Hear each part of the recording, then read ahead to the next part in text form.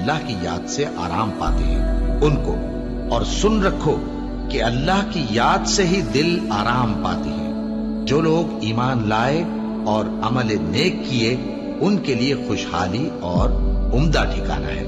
اور اگر شیطان کی طرف سے تمہارے دل میں کسی طرح کا وسوسہ پیدا ہو تو اللہ سے پناہ مانگو، بے شک وہ سننے والا ہے، سب کچھ جاننے والا ہے۔